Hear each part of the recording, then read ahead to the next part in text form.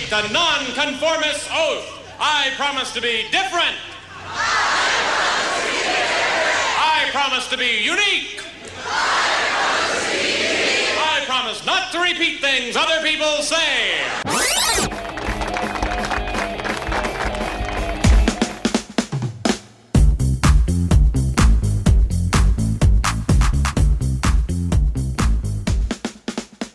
Welcome back to Positive Blatherings, and my guest today is just a bright, shining star and very happy person, Allison Nichols, from Creative Framing and Design at Made on State.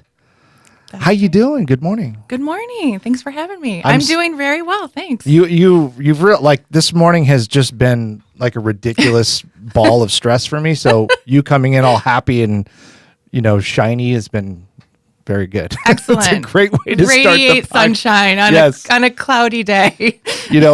How long have you been doing what you do? I have been framing since 1996, so it's over 20 years. Yeah, right after college I started. I fell into it really. I was going to say, how does one get into framing? It's not something that I even knew existed. I thought it was like you buy a frame. I mean, I know that there are some people have special artistic frames, but I didn't know there was a place that you can go where there were people that specialized in that. It's yeah, and before I fell into it, I had no idea either. I went to school for studio art graphic design, and I graduated, got a Bachelor of Science, and worked at a craft store after I graduated. And they had an opening in the frame shop. They said, you've got some artistic background, you'd probably be a good fit. And I said, does it pay more? And they said, yes. So I said, perfect, let's give it a shot. Oh, that's rare. Yeah. And little did I know it was going to turn into a business. I never saw myself as a small business owner, right after college. Yeah. So, yeah, it was it's been a really amazing journey. What are some of the things that you found that are your big challenges in being a small business owner, as I am one, and I'm constantly just riddled with today I can take over the world and tomorrow I might end up working at Walmart, Yeah, especially this past almost 2 years now. It's been quite a ride. Fortunately, it's just me and my coworker that we share a space. So we were able to stay open this whole time. We had to adjust how we interacted with clients, but we have a really amazing client base who's so supportive, and they love what we do. They love that we have two separate businesses that complement each other in one One's space. A printing for pictures, he does fine art printing, Peter Thomas of Editions Printing. So a lot of times we'll work on the same project with somebody. He'll print whatever they need, and then I'll do the framing for it, and it's a great combination. Yeah, absolutely. Yeah. Challenges, like current challenges right now, are getting materials. Yeah. It has hit the framing world. It's really hard to get some materials for projects. Because of wood and stuff like that, or just overall? It's wood. It is stuff being held on these cargo ships, waiting to be unloaded. Right. It's really crazy. I have several orders right now that are on back order until the end of October. And it's every frame shop all over the place. How frustrating. There's nothing you can do. It's like... There's nothing. Like, you literally could not go to another shop. Yeah, because they don't have it either. Because they wouldn't be able to get it either.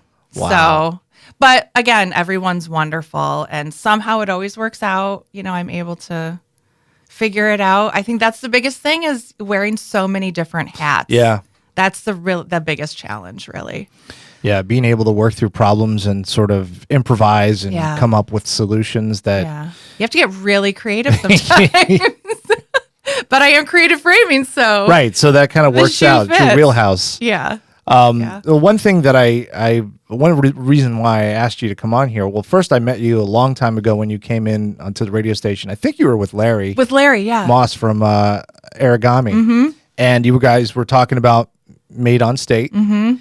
And I just remember how you really struck me as someone who is very positive and just a very easy to get along with person. And so when I was scrolling through and I saw your picture, and I was like, this one is always got the big smile and like such a nice, all of your posts are always so uplifting and so I don't know, they always get me in a better mood. Good. So I was like, I can't believe I apologize for overlooking you for the last 2 years. Things happen when they're ready. Right. Yeah.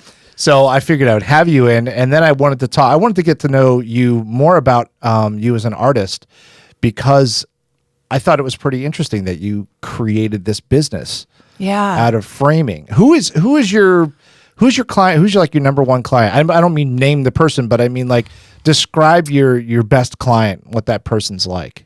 Boy, that's really hard because I can honestly say I have so many different clients, and they all have very different needs. But like, are they repeat? You have a lot of people coming back all the time for frames? Yes. Okay. So most of my clients are repeat clients that I've worked with for several years or, within the last year. I get a handful of people from the website online, but it's mostly repeat and referrals, which is great. That's a perfect way to build a business. Yeah. Yeah. I'm running out of the word of mouth marketing budget though. You know what I mean? Like that it's starting to kind of fizzle out a little bit. So I'm trying to I have to come up with, new ways. Do you find that a challenge, coming up with new ways to get your name out there and what you do out there? I really rely on the repeat and referrals, and then I just use social media. Mm-hmm. I have never spent money on paid advertising. Being a one-woman show, I do have a limit to how much I can take in at a time and get finished for people. So I'm kind of at that space right now, which is great. It's been very busy lately. So I don't really want to take on a whole lot more right now, but making sure that it keeps continuing to come in down the road, that's the big thing. Yeah, that's a huge struggle for most small businesses. I know it is for me, where you want as much work as you can get, like keep it coming. But then you're afraid, because if you grow, and this happens so often, if it grows too big, too fast, it could fall apart. It could. And for me, one of the huge benefits to what I do, like why I love it so much, is I can honestly say a lot of my clients have become good friends. I enjoy building that relationship with people and forming conversations. And it always starts about what they've brought in, but then it turns into so much more. Yeah. And I've had really deep spiritual, philosophical conversations, current events. People have cried. We've shared tears together. Like it's more than just a frame shop. Yeah, I'm getting that. So I think that I naturally, I just love that part, having that connection. That was the hardest part during COVID, because we had to close off our main area and operate out of our entryway, and it worked. But I really missed sitting down and talking to people. I did get to do a couple Zoom consultations, that was actually really fun.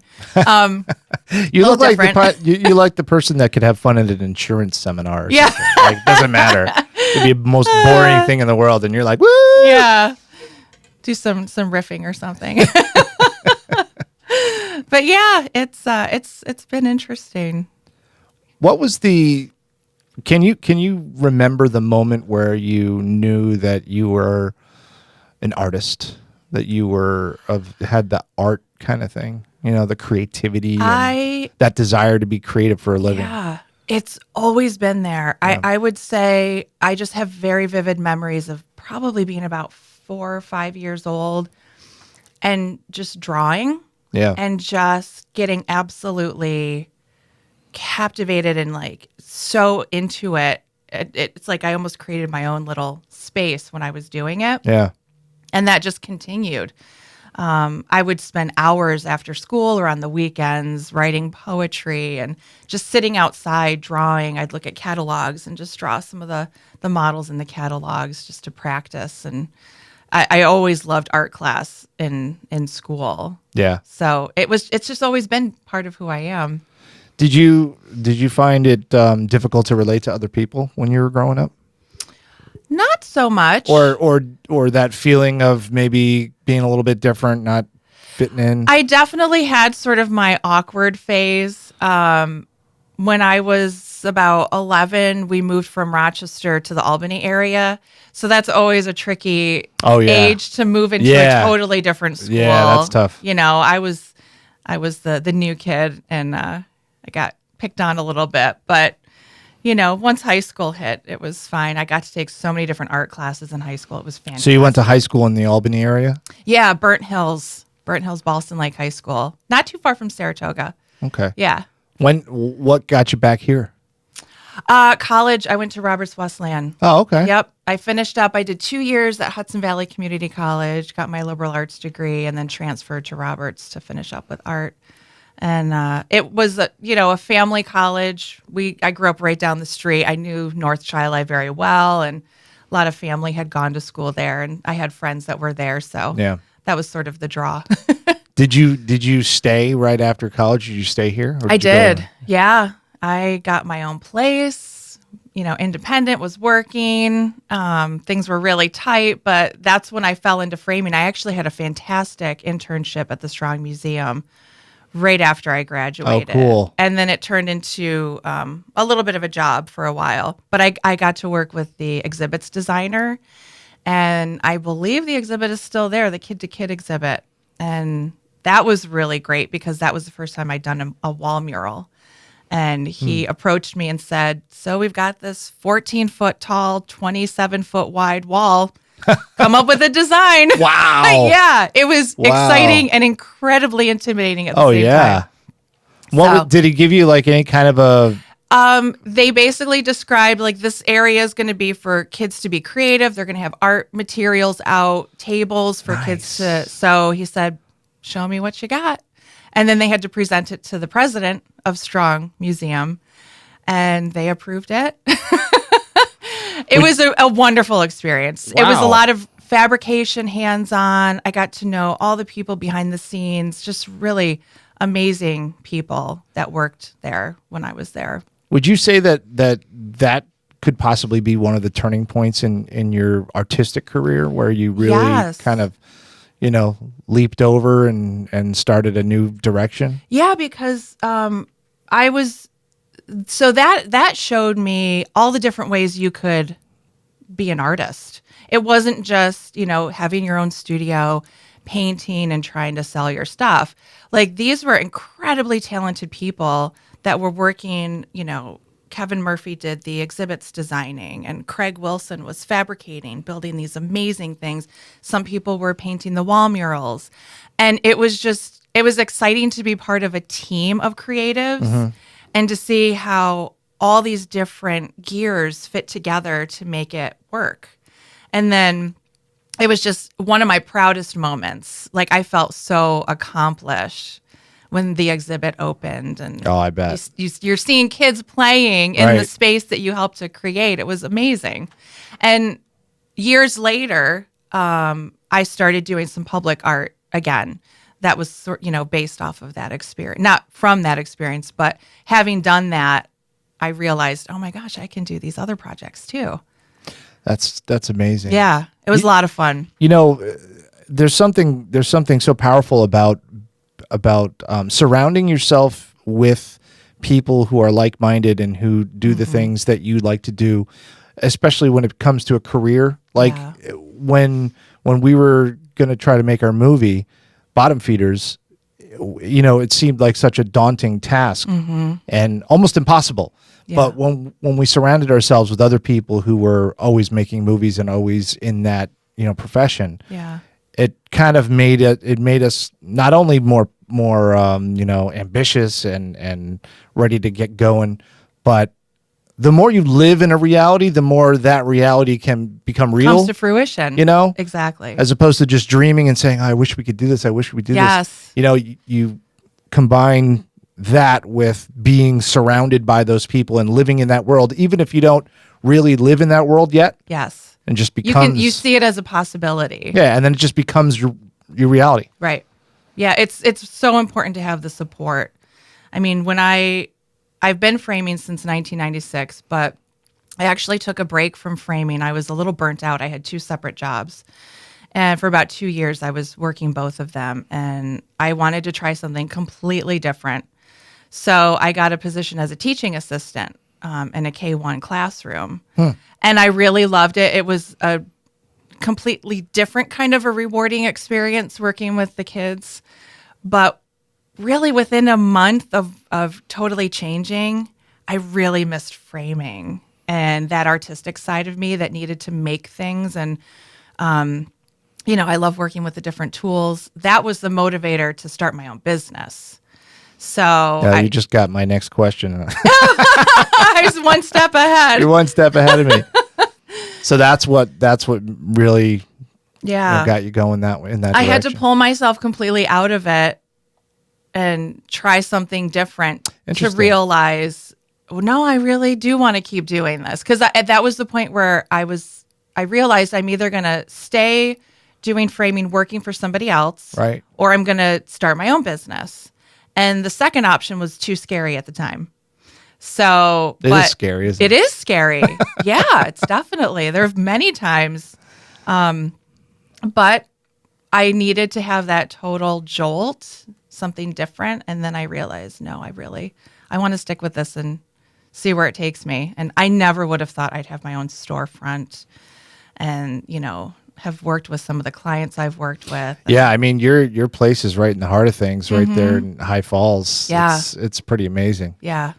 And you're surrounded by a lot of other incredibly creative and talented people. It's such a great location. It's a fun building to be a part of. I mean, bet. We've all gotten to the point where we're so busy, we'll pass each other and, there's a lot going on, but it's great. It's functioning the way we had hoped it would. So it's wonderful. Yeah. I've always wanted to have, like, when I was going to open up this place, I was looking downtown. I was looking in, like, sort of the heart of the city kind of thing. And I didn't look at High Falls, and I don't quite know why. I guess I didn't really realize that was a possibility. It's changed a lot. Yeah. Many times over several years. Yeah. Yeah. But you guys were already there because this was 2018. Mm-hmm. So I looked at Village Gate and stuff, and all those places were just too expensive for me to deal with. So I stopped looking, and then I just happened to find this place, and it's 3 minutes from my house. Oh, that's perfect. Yeah, I mean, So the I was Maidon State building, we were at the Hungerford before we moved to Maidon State, and the Hungerford was about 5 minutes from my house. Right. And now the new space, newer, I should say, is maybe 10 minutes. It's still very close. I mean, It's great. even so, when you're in Rochester, it's like 15 Everything's minutes 15 away. minutes away. I'm so far from work. I got to drive 15 minutes. But I used to drive downtown every day for the radio station. Right. So. And the location over here is beautiful. Yeah. It's really Yeah. I like in the afternoons, I can go take a walk down to the park. very peaceful. The piles of dog poo. It is peaceful. It is nice and quiet, except for when the fire department horn goes off. Yes. A little intrusive. I had to really put in some extra soundproofing here to thwart that. Yes. So one question I like to ask folks, what would you say if you could go back and meet your, like, say, 15-year-old self? What advice would you give her? Oh, that's a good question. I would say I was so shy back then. I would just say, just believe in yourself. Trust yourself. Yeah. It's taken me, I'm 47, and it's taken a long time to really, and it still falters once in a while because, I'm human. But I think just trust your gut, trust yourself. You know that inner voice, and it doesn't lead you astray. Every time I've listened to it, it's always yielded positive results. Was it back then you had trouble trusting your gut and going after things? I was just A little so too shy. I was the same way. Not a lot of confidence. Yeah. But I mean, a lot of that's just being a teenager. But even into school in my 20s, I always looked at other people and I'm like, oh, they're so much better. Look at what they're doing. And Yeah. like, just don't, I guess it would I'd switch it to don't compare yourself to other Yeah. people. I still have that problem. Sure. I have to physically stop myself from looking to see what other people are doing that are potential competitors. Definitely. I can't do look too. because because all I'm going to do is sit there and measure myself and go, oh, I should be Right. doing this, and it'll drive yourself crazy. Yeah. You also end up losing what your natural path would have been. Exactly. And I was just going to say, I try to reroute myself when I see that happening and refocus. And once I can kind of put those blinders on and just look straight ahead at what needs to get done, Yeah. that's when it happens. That beautiful magic, that's when it happens. Because you let it all sort of go to the side and just get it done. Do you have any practices that you like, mantras or anything that you do, or meditation or something that keeps you in that go get 'em frame of mind and keeping your smile on? I listen to a lot of meditation music, and that really. What do you listen to? Just out of It's curiosity. on Pandora. On Pandora? It's called Meditation Station or something like that.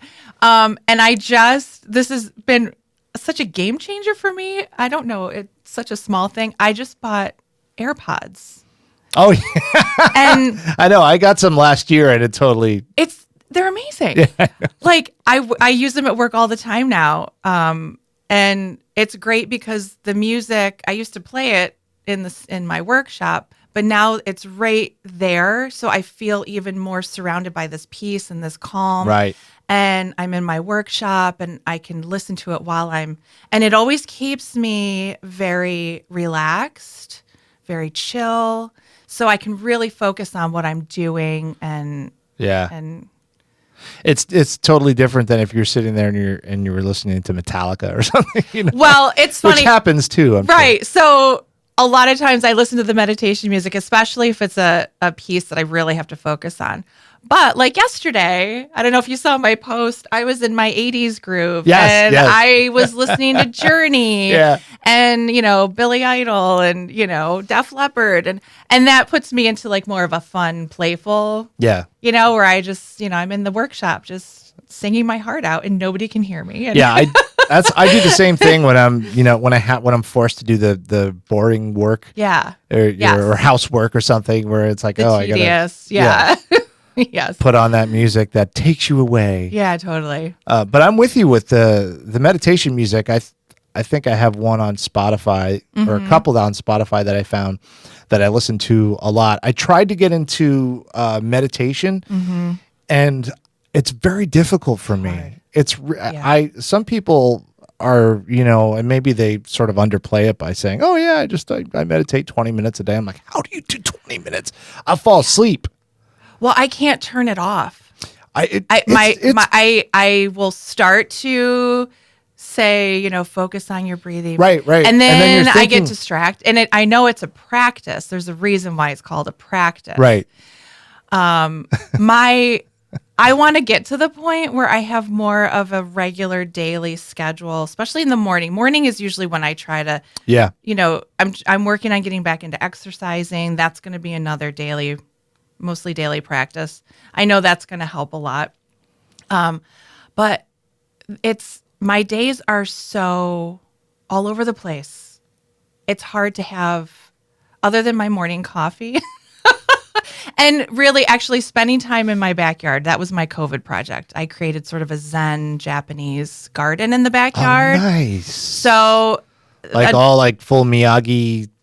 Not karate. Totally, but it's getting there. It's been like little pieces, but nice. I absolutely love starting my morning there. I'll have the coffee and I get to watch the birds. I'm getting to know all the different wildlife in the area. Yeah, I bought a little bird book too because we have a bird feeder. Yeah. I still can't tell them apart. I have some binoculars and we've actually, this is really kind of cute.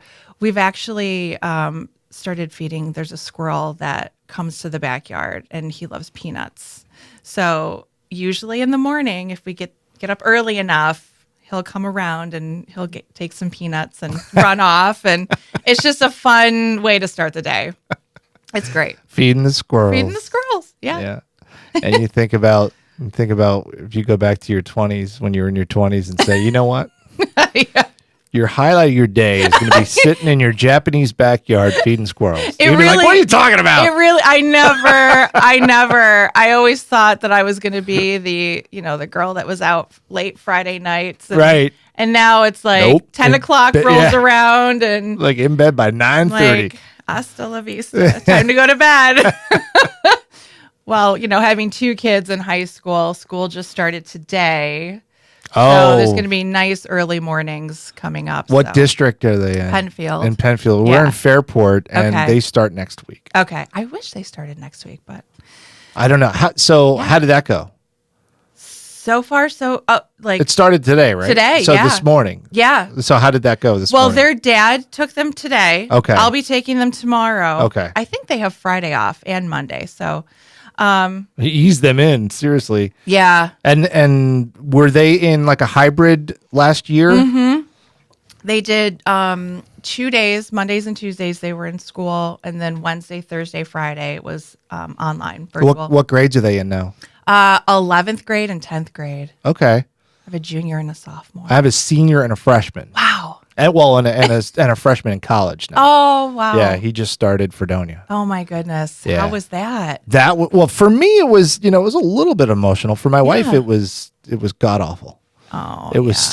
He's coming home this weekend for Labor Day, and it's kind of like it's like Yeah. the president's coming. the big thing. Everyone's getting ready. And Yeah. Like I haven't heard anything from him since he's been gone, but he's texting back and forth with her. He's a mama's boy. Yeah. He's texting back I with get her, it. every day, and and I'm glad. Yes. I'm so glad because that is very important for her. I would Yes. be very angry with him if he was like, Dismissive and- just Yeah. whatever. But he's not that way. That's he's great. He's a good kid. How but exciting. It's amazing how your life changes. I mean, and it's kind of cliche because it's like, I'm getting older, I'm going to bed early, and Yeah.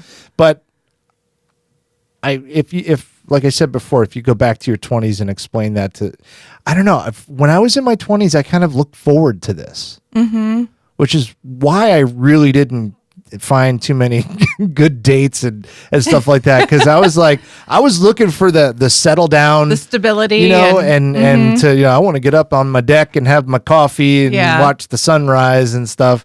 And it took a long time. It's only just now, and I'm 47 as well. It's only just now that I'm getting that peace Yes.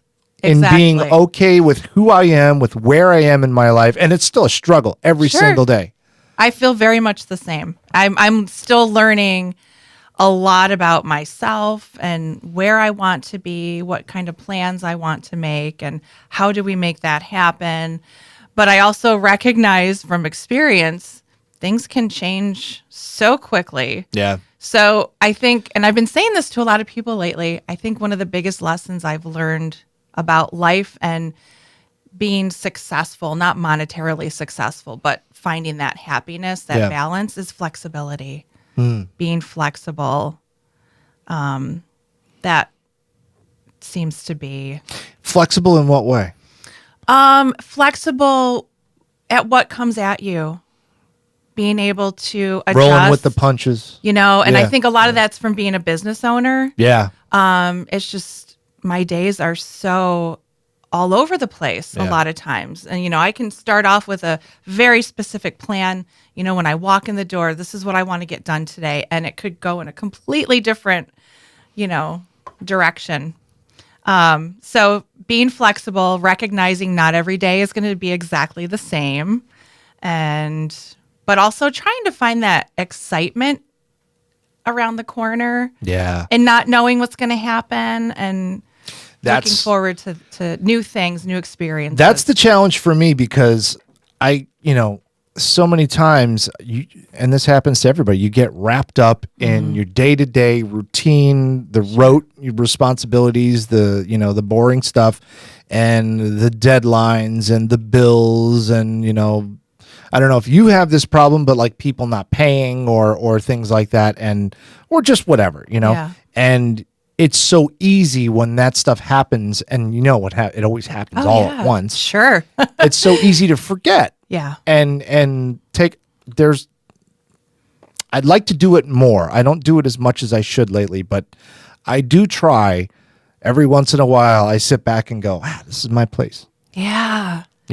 I'm right there with you. I have to literally make myself pause. Yeah. Because I get very caught up in the day to day, running around, running errands, getting supplies and materials, contacting, this vendor, contacting this client, and I sometimes see all of the things I'm not doing instead of all the things that I am doing. And I'm doing a lot. Yeah. And I'm keeping things going, and people are happy. People are doing well.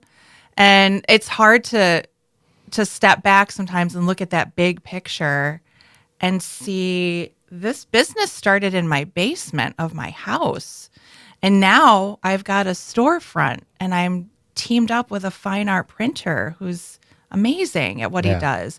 And people look forward to coming to the space because of those connections and those. And it's like, okay, I'm doing all right. Things are going okay. Yeah. But sometimes you have to pause and like step back. So I understand that's a real struggle. I'm almost going to put that in my schedule, like every day. All right, it's 10:15, time to pause. I almost need to do that. Yeah. It sounds kind of silly, but in the same, it seems like it might not be a bad idea for some people to do. Like actually put it in your calendar. Yeah. And your phone goes off and you go, it's time to be appreciative. It's the gratitude moment. Yeah. Finding those, and this is actually a practice I've been wanting to do. It's just, like a lot of things, just getting yourself into the routine, but writing down my gratitudes, like what am I grateful for? What am I thankful for? Yeah. What are the things? Yes, there's never going to be, everything is not always going to be perfect and right. That's just not the way it works. But if we continue to focus on the things that are going well, it certainly helps with the difficult stuff. I can't tell you how much I needed to hear someone say that, and I'm glad it's you. Maybe we could be accountable I would love to each other and keep each other that. in check, like once a week or something. How's the gratitude going? Yeah. No, I'm totally down with that, because I get so wrapped up in my own, this week is just things are not going well. Yeah. Things are not going well in every front. I mean, at home, everything's fine. But here, it's like I come here and I'm like, ugh. Yes, I get stressed out very easily. You feel like you're carrying so much weight on your shoulders. Yeah. And I'm just looking for that reprieve, that one little thing to happen that I go, I have some that are, in the future. Like there's a big job coming up, but it's not until next year. Yeah. And it's going to be very, very rewarding and financially good. Sure. But it's like, wow, that's like 6 months away. Right. I know. Can you do that now? Because I really need it now. Yeah. But I have to maintain that attitude of gratitude and just sitting back and recognizing the positives of what we're doing here. And yeah, this is amazing what you've built here. Yeah, thank you. It's great. I really couldn't have done it without everybody that I'm in contact with today. From my wife to my partner, Steve, who helped me build this place, and all of the clients that have come in and taken their chances with me. Yeah. And I'm, what do you do things for your clients that are just like, where they go, wow, what? I can't believe you did that. Like, that was so nice. Yeah. Isn't that is like the best thing in the world when you take that extra second, step. Yeah. You go, oh yeah, by the way, I did this for you, or I just love doing that. Yeah, I actually had a project. I'm working on a series of pieces for a client, and we just started the first two, and I took some creative license and just added a little extra something, because the original idea, it just wouldn't have worked. And sometimes I don't know until I actually get into the project. Yeah. And then I say, oh, no, this needs to look exceptional. So I'm going to do this. and they were very grateful, and it made a huge difference. It looked gorgeous. That's awesome. Yeah. So what do you see coming up? Like, where are you going in the next 5 years, or what's ahead? It's so interesting. That's exactly what I'm trying to figure out right now. It's so funny that you asked that. I honestly don't see myself business-wise getting much bigger. I've looked into hiring an employee. There's a lot that's involved in that. I know. And it's financially really expensive. Yep. So I don't know if that would happen. I kind of like keeping it, and I didn't realize how much of a control person I might be until I had my own business. And I really do love the process of working with a client beginning to end. And I just enjoy being able to do that for people. And so I think it's probably going to stay about the same size. But again, who knows? Who knows? I don't know. I don't know. I could go in a completely different direction.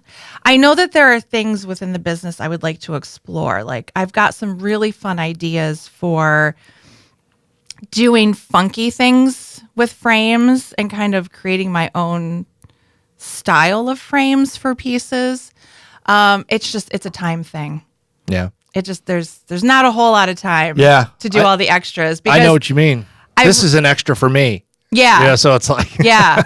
I've definitely realized for me to stay functional and to be my best, I have to have at least 1 or 2 days off a week because I get so involved in what I do the other 5 days. Plus, I've got 2 kids and a house. Yeah. So I've realized that's got to do it. So I need to have that downtime in order to bounce right back and dig my heels into it and be creative. And keep that winning smile on Facebook for all of us. I love brighten it. our days. How do people find you? Well, my website, it's creativeframinganddesign.com. Facebook, Creative Framing, or Allison Nichols. I'm on there. Or you could just stop by 510 State Street and look for Creative Framing. Pop on in. All right. Monday through Friday, usually 11 to 6. Technically 10 o'clock, but I like an hour. 11-ish to 6-ish. Get things going. Thank you so much for coming in here and blathering with me about your art and your personality and your life. It's been an ultimate pleasure, and I look forward to keeping each other accountable. Definitely. Thanks for having me. This has been so much fun. Awesome.